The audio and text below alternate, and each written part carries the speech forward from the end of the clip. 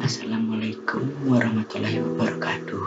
Perkenalkan, nama saya Iman Narendra Wijaya dari kelas 8 Kali ini saya akan mempresentasikan media ajar bahasa Indonesia dari semester 1 tahun pelajaran 2020-2021. Materi pertama, teks berita. Apa itu berita? Berita adalah suatu cerita atau keterangan mengenai kejadian maupun peristiwa yang baru saja terjadi.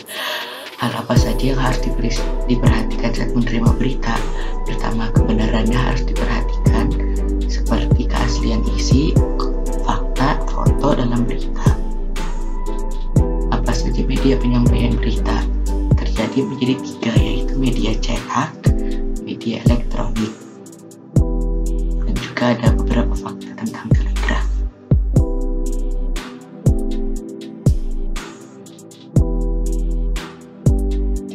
Apa saja unsur-unsur dalam sebuah berita? Terbagi menjadi 6, yaitu apa, di mana, kapan, siapa, mengapa, dan bagaimana. Bisa disingkat sebagai adik simbol.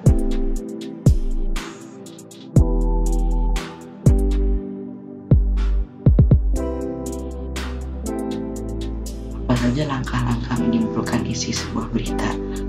Pertama, menyimak dengan baik isi beritanya, kemudian menyimpulkan berita berdasarkan pokok-pokok isi berita. Berikut dengan contoh di bawah.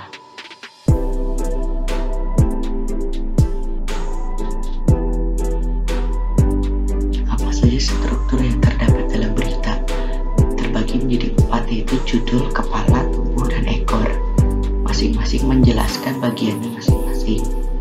Kebahasaan teks yang digunakan dalam berita, yaitu penggunaan kalimat langsung, kata kerja mental, kata baku, dan konjungsi temporal. Materi kedua, teks iklan, slogan, dan poster. Iklan adalah teks yang ditujukan untuk membujuk khalayak umum agar tertarik pada barang dan jasa. Slogan, kata-kata singkat yang digunakan sebagai tuntunan. Poster adalah plakat yang digunakan di media umum. Perbedaannya, iklan menggunakan gambar.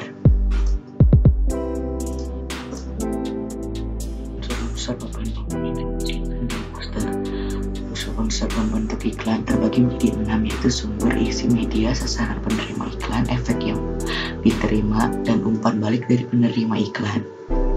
Berikut contohnya. Unsur-unsur pembentuk slogan, yaitu kata-kata yang singkat, disajikan dalam bentuk frasa, merupakan semboyan suatu organisasi atau masyarakat. Berikut contohnya. Unsur-unsur pembentuk poster memiliki gambar ilustrasi, menggunakan frasa, dan ditulis dengan ukuran yang besar. Apa saja klasifikasi iklan? Berdasarkan maksud ada iklan taktis dan strategis. Berdasarkan tujuan dan fungsi ada transformasional dan transformasional.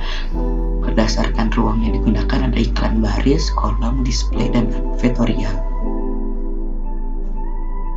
Contoh iklan, berikut gambar-gambarnya.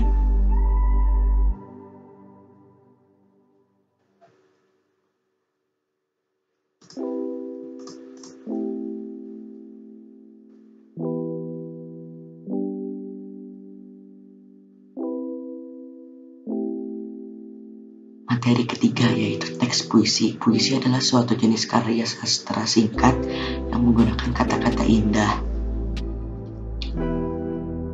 Ada sekitar 7 unsur lahir dalam puisi, yaitu unsur tipografi, diksi, imaji, kata konkret, gaya bahasa, dan irama. Unsur-unsur batinnya adalah tema dan makna, nada, rasa, dan amanat. Berikut contoh puisinya.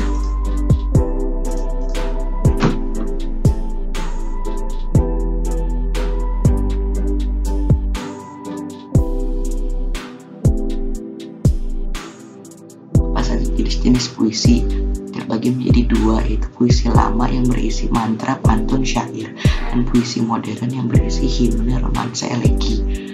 Hal penting yang harus diperhatikan saat membaca puisi adalah ketepatan ekspresi, irama panjang pendek, dan intonasi. Materi keempat, teks literasi. Teks literasi terbagi menjadi buku fiksi dan buku non-fiksi. Fiksi berdasarkan fakta dan non-fiksi berdasarkan rekaan penulis. Itu juga ada sinopsis, indeks, dan glosarium.